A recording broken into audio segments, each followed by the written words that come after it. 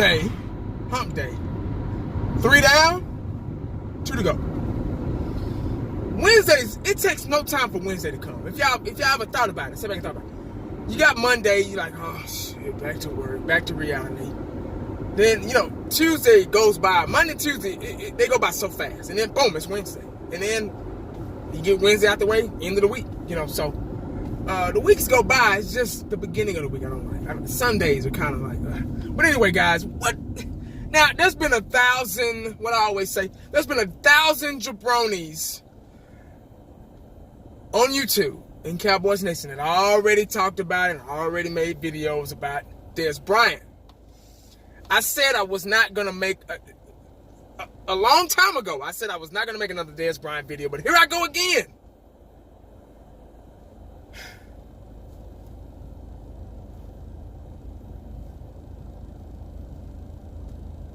Here I go again with another video. I can't help it.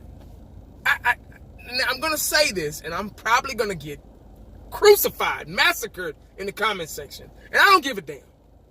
But I'm going to say it anyway. They were talking about Dez Bryant this morning. There was some kind of tweet or something. I'm pretty sure y'all have already heard the story, so I really don't have to talk about it, but I kind of want to say something to start out my video, because this is my video. There was some type of tweet that Dez has sent out saying he'd rather play for the Cowboys. He's been working out. I'd rather play for the Cowboys, but I'm ready for, whatever. His heart is with the Dallas Cowboys. Dez, in his mind, he will always be a Dallas Cowboy, regardless. And that kind of messes up his trying to get a job with another team, because they want to know. They want to know. And I hate to agree with Shannon Sharp. I hate to agree with him. Well, on this part, he was right. Those other teams, those other coaching, front office, coaching staffs, whatever, they want to know where your heart is, where your mindset is when they're interviewing you. And if you're, in the back of your mind, always going to be a Dallas Cowboy, just like Emmitt Smith, just like Tony Dorsett. Even though Emmitt Smith went to the Cardinals, he was a Dallas Cowboy. Even though Tony Dorsett went to the Denver Broncos, he was a Dallas Cowboy. And so on and so on. Dion and, guys like that, they always come back home. Dion, when he played for the Cowboys, he bought a house in Plano, and he bought a house. Dion can't keep one house for over 2 years. He got to move. He just can't. But I think he still lives here, So players have made Dallas their home, their foundation. But anyway, back to Dez. Dez, in his mind, he's always going to be a Dallas Cowboy. Going to the concert with Jerry Jones, that's his boy, yada, yada, yada. You can't help but think there's something going on behind the scenes that they don't want us to know about, because we don't know everything. We're on the outside looking in. Now, I got a little excited. I hate to say it. I hate to say that. This is what y'all going to chew me out about. But I got the alert on my phone for NFL Network, and they did a compilation of Dez Bryant's all-time touchdowns with the Dallas Cowboys. I think he had like 30-something. I didn't finish watching it. I got to finish watching when I get home. But I was him and Romo just, oh man, it was a beautiful. He was returning kicks. He was the Dez that earned that money when he got that big time contract. I got excited. I was like, I would love to see that again, But different time, different quarterback. They didn't really, him and Dak really didn't have the time to, and I always use this word, gel as a unit, be in cahoots, be on the same page with each other. They didn't have the time to do it. With Dez's passion and fiery, I'd rather have Dez's locker room shenanigans, sideline shenanigans, got him fired, cut, whatever you want to call it. But I'd rather, it's just the passion of his team, but I'd rather have that type of passion or that type of negativity than, off the field mess like drugs or suspensions or fighting and all that stuff. I'd rather have that than that. You get what I'm saying? So,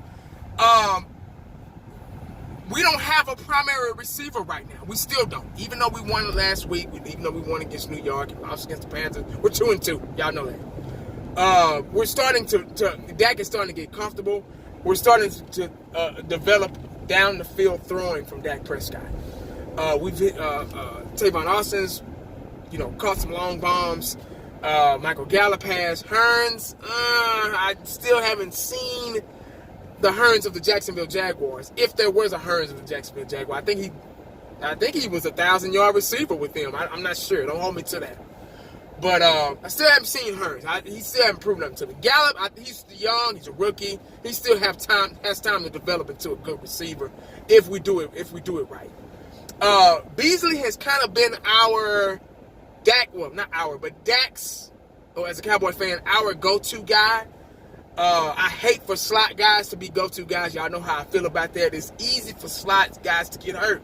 And Beasley's like, my height, give or take a couple of inches, and 100 and maybe 60, 70 pounds soaking wet. But he is very experienced. He knows how to get open. He knows how to handle himself and take care of himself. He's a good slot receiver. But one of these times, he's going to go across the middle and get hurt. So Beasley cannot be a primary receiver. He can only be a situational, third down, get you out of trouble, move the chains type of receiver. We need a primary dominant receiver. And if you bring Dez back, the negativity is still going to be there. He still can't get open. He still can't create separation. Like I've always said about Dez Bryant. He has the strength, the power, and the athleticism. He doesn't need to create separation. All you got to do is throw the ball in the air, and he'll go get it. The highlights prove that. Look at the highlights. Look how Dez, he wasn't really separated. Every touchdown catch Dez has caught, he wasn't really separated from the receiver. The cornerback. The cornerback was always right there on him. He just had the natural ability to still catch that ball on 2 or 3 guys. You know what I mean? So, creating separation, I'm kind of tired of hearing that about him because our receivers are different. If you got good hands, good concentration on that ball, you really don't need the separation to get a first down or to get a touchdown. You can just bully somebody and get the ball. And that's how Dez was. That's how I looked at Dez. But him coming back, I don't mind it. I mean, we can't do any worse. You know what I mean? What's it going to hurt? It's not like he's going to mess up something, I think enough time has passed. Time heals wounds. Time kills everything. You know what I'm saying? You could be arguing with somebody and you let a couple of days go by, maybe a week or so go by, and y'all are friends that next day or that next week or whatever. You grown, you're adult, you get over it. Hey man, what's up, dog? How's it going? I ain't nothing, man. You ain't gotta apologize, man. It's all good, dog. We both adults. You squash it. I think enough time has passed for Dez to come back. I think he's humbled himself. I think he sat long and hard and thought about, okay, I need to fucking act right and to play this game, with the team that I love. And I think the Dallas Cowboys can finally admit, okay, we didn't have to get rid of him. I think it was a lot of, he say, she say, and people on the outside pumping our heads up to let him go. So we kind of had no choice but to do it. And, maybe they got tired of the overreaction, passion from Dez. Hell, I get that a lot from me being over passionate, but I don't know how you could be over passionate about a sport that you love, or, maybe you're being more passionate than others and they're jealous. Hell, I don't know, but like I say, time heals wounds, and I don't see anything wrong with it. I don't see a problem. Now, if they're going to do it, I don't know. But Dallas Cowboys are known for working behind the scenes and, not letting us know every little nook and cranny about them. So who knows what they're going to do with Dez. I would like to see him back. I think it'll help the team if we can get him back because Dak hasn't been able to move the chains consistently in the passing game. Consistently. And I think with Dak, I think with Dez, I think they can develop that relationship, and I think he can do it. I think so. If given a chance, you got to give it a chance first. Because we're not out there playing. We're watching. It's easy. It's easy to say, I don't want him here because he's going to be, you don't know, man. Everybody deserves a second chance. I'm pretty sure once in your lifetime, you got a second chance doing something. You might have got fired from your job and they asked you to come back, or you asked to come back and they say, oh, you know what, come on back. You might have got a divorce from your wife and maybe y'all, right before him, like, you know what, let's try to stick it out again, see what happened. I can keep going on and on.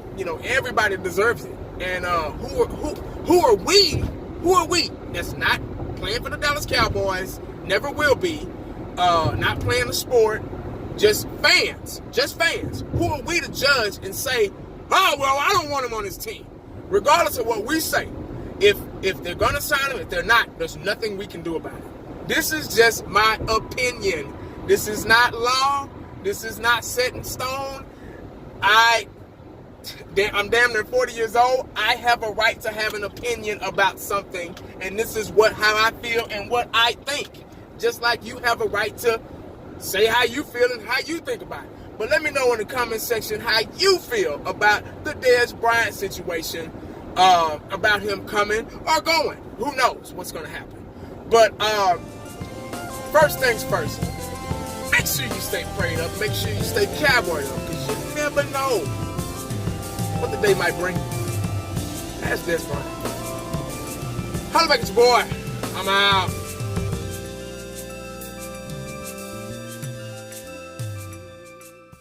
And the only thing else I got to say is, how about them Cowboys?